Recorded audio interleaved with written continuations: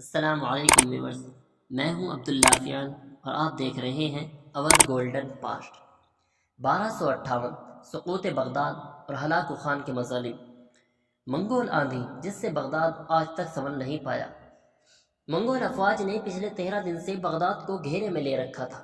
جب مزاحمت کی تمام امیدیں دم توڑ گئیں تو 10 فروری سن 1258 کو فصیل کے دروازے کھل گئے۔ 37ویں عباسی خلیفہ معتصم باللہ اپنے وزراء اور عمرہ کے ہمراہ مرکزی دروازے سے برآمد ہوئے اور ہلاکو خان کے سامنے ہتھیار ڈال دیے۔ ہلاکو خان نے وہی کیا جو اس کے دادا چنگیز خان پچھلی نصف صدی سے کرتے چلے آئے تھے۔ اس نے خلیفہ کے علاوہ تمام اشرافیہ کو وہیں تلوار کے گھاٹ اتار دیا اور منگول دستے بغداد میں داخل ہو گئے۔ اس کے اگلے چند دن تک جو کچھ ہوا اس کا اندازہ مورخ عبداللہ وصاح شیرازی کے الفاظ سے لگایا جا سکتا ہے۔ وہ کہتے ہیں وہ شہر میں بھوکے گدھوں کی طرح پھر گئے، اس طرح جیسے غضبناک بھیڑیے بھیڑوں پر حلہ بول دیتے ہیں۔ بستر اور تکیے چاقوؤں سے پھاڑ دیے گئے، حرم کی عورتیں گلیوں میں گھسیٹی گئیں اور ان میں سے ہر ایک تاتاریوں کا کھلونا بن کر رہ گئی۔ دریائے دجلہ کے دونوں کناروں پر آباد بغداد الف لیلہ کے شہرزاد کا شہر، خلیفہ ہارون رشید اور مامون کے قائم کردہ دارالترجمہ کا شہر تھا۔ یہ وہ شہر تھا جہاں مترجموں کو کتابیں تول کر سونا بطور معاوضہ دیا جاتا تھا۔ یہ دلکشاں مسجدوں، وسیع کتب خانوں، عالیشان محلات، سرسبز باغات، لبالب بازار، علم افروز مدرسوں اور پرتعیش حماموں کا شہر تھا۔ اس بات کا درست تخمینہ لگانا مشکل ہے کہ کتنے لوگ اس قتل عام کا شکار ہوئے۔ مورخین کا اندازہ ہے کہ 2 لاکھ سے لے کر 10 لاکھ لوگ تلوار یا تیر بھالے کے گھاٹ اتار دیے گئے۔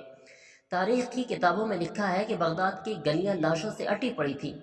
چند دن کے اندر اندر ان سے اٹھنے والے تعفن کی وجہ سے ہلاکو خان کو شہر سے باہر خیمہ لگانے پر مجبور ہونا پڑا۔ اسی دوران جب عظیم الشان شاہی محل کو آگ لگائی گئی تو اس میں استعمال ہونے والی آبنوس اور سندر کی قیمتی لکڑی کی خوشبو آس پاس کے علاقے کی فضا میں پھیلی بدبو میں مدغم ہو گئی۔ کچھ اس طرح کا ادغام دجلہ میں بھی دیکھنے میں آیا۔ کہا جاتا ہے کہ اس اساطیری دریا کا مٹیالہ پانی پہلے چند دن تک سرخ بہتا رہا اور پھر سیاہ پڑ گیا۔ سرخی کی وجہ وہ خون تھا جو گلیوں سے بہہ کر دریا میں شامل ہوتا رہا، اور سیاہی اس وجہ سے کہ شہر کے سینکڑوں کتب خانوں میں محفوظ نادر نسخے دریا میں پھینک دیے گئے تھے اور ان کی سیاہی نے گھل گھل کر دریا کے سرخی کو مانند کر دیا۔ فارسی کے عظیم شاعر شیخ سعدی خاصا عرصہ بغداد میں رہے تھے اور انہوں نے یہیں کے مدرسہ نظامیہ میں تعلیم حاصل کی تھی۔ چنانچہ انہوں نے سقوط بغداد کا یادگار لوحہ لکھا جس کا ایک ایک شعر دل کو دہلا دیتا ہے۔ ہلاکو خان نے 29 جنوری سن 1258 کو بغداد کے محاصرے کا آغاز کیا تھا۔ حملے سے پہلے اس نے خلیفہ کو خط لکھا: لوہے کے سوئے کو مکہ مارنے کی کوشش نہ کرو، سورج کو بجھی ہوئی موم بتی سمجھنے کی غلطی نہ کرو، بغداد کی دیواریں فوراً گرا دو، اس کے خندقیں پاٹ دو، حکومت چھوڑ دو اور ہمارے پاس آ جاؤ۔ اگر ہم نے بغداد پر چڑھائی کی تو تمہیں گہری ترین پاتال میں پناہ ملے گی، نہ بلند ترین آسمان میں۔ 37ویں عباسی خلیفہ معتصم باللہ کی وہ شان و شوکت تو نہ تھی جو ان کے عظیم الشان اجداد کے حصے میں آئی تھی، لیکن پھر بھی مسلم دنیا کے بیشتر حصے پر ان کا سکہ چلتا تھا، اور خلیفہ کو زعم تھا کہ اس پر حملے کی خبر سن کر مراکش سے لے کر ایران تک کے سبھی مسلمان ان کے سامنے سینہ سپر ہو جائیں گے۔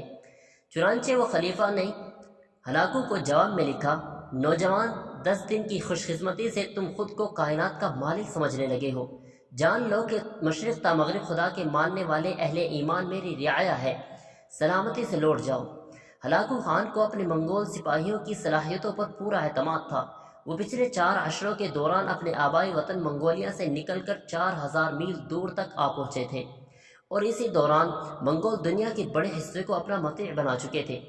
بغداد پر حملے کی تیاریوں کے دوران نہ صرف ہلاکو خان کے بھائی منگو خان نے تازہ دم دستے بھجوائے تھے، بلکہ آرمینیائی اور جارجیا سے خاصی تعداد میں مسیحی فوجی بھی آن ملے تھے جو مسلمانوں سے صلیبی جنگوں میں یورپ کی شکست کا بدلہ لینے کے لیے بےتاب تھے۔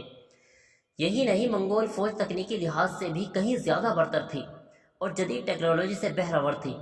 منگول فوج میں چینی انجینئروں کا یونٹ تھا جو منجنیقوں کی تیاری اور بارودوں کے استعمال میں مہارت رکھتا تھا۔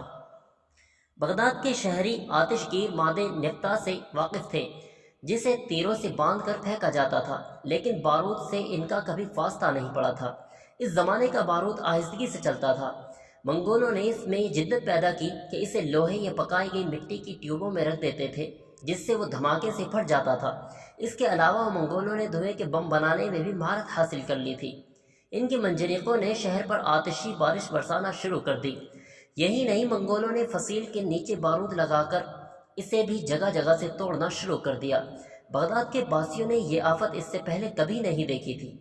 ابھی محاصرے کو ایک ہفتہ بھی نہ گزرا تھا کہ خلیفہ نے ہلاکو خان کو بھاری تاوان ادا کرنے اور اپنی سلطنت میں جمعے کے خطبے میں اس کا نام پڑھنے کی شرط پر صلح کی پیشکش کی، لیکن ہلاکو خان کو فتح سامنے نظر آ رہی تھی۔ اس نے یہ پیشکش فوراً ہی ٹھکرا دی۔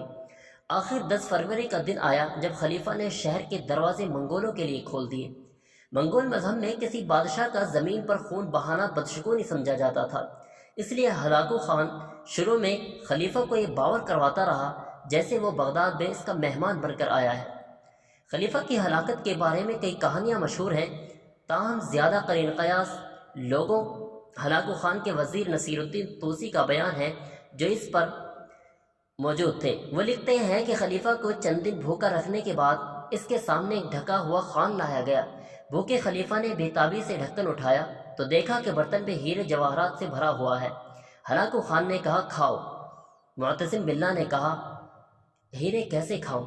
ہلاکو نے جواب دیا اگر تم ان ہیروں سے اپنے سپاہیوں کے لیے تلواریں اور تیر بنا لیتے تو میں دریا عبور نہ کر پاتا۔ عباسی خلیفہ نے جواب دیا خدا کی یہی مرضی تھی۔ ہلاکو خان نے کہا اچھا تو اب میں جو تمہارے ساتھ کرنے جا رہا ہوں وہ بھی خدا کی مرضی ہے۔ اس نے خلیفہ کو نمدوں میں لپیٹ کر اس کے اوپر گھوڑے دوڑا دیے تاکہ زمین پر خون نہ بہے۔ بغداد کی بنیاد معتصم باللہ کے جد ابو جعفر بن منصور نے سن 762 میں بغداد کے نامی ایک چھوٹے سے گاؤں کے قریب رکھی تھی۔ صرف چند عشروں کے اندر اندر یہ بستی دنیا کی تاریخ کے عظیم ترین شہروں میں شامل ہو گئی۔ ہندوستان سے لے کر مصر تک کے علماء، فضلاء، شاعر، فلسفی، سائنسداں اور مفکر یہاں پہنچنے لگے۔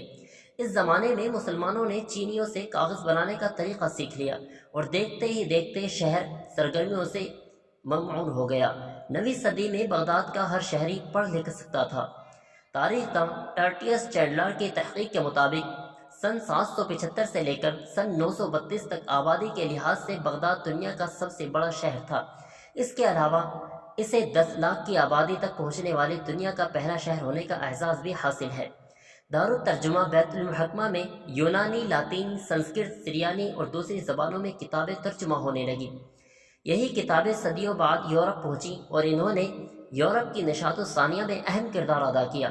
الجبرا، الگورتھم، الکیمی، زنت، الکحل وغیرہ جیسے درجنوں الفاظ بغداد کے اسی سنہرے دور کی دین ہے۔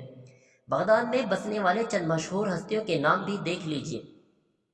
جابر بن حیان جدید کیمسٹری کا بانی، الخوارزمی الجبرا کا بانی، الکندی اور الرازی مشہور فلسفی، الغزالی مشہور مفکر، ابو نواز عظیم عربی شاعر، شیخ سعدی عظیم فارسی شاعر، زریاب مشہور موسیقار، طبری مشہور تاریخ داں، امام ابو حنیفہ، امام احمد بن حنبل، امام ابو یوسف مذہبی رہنما۔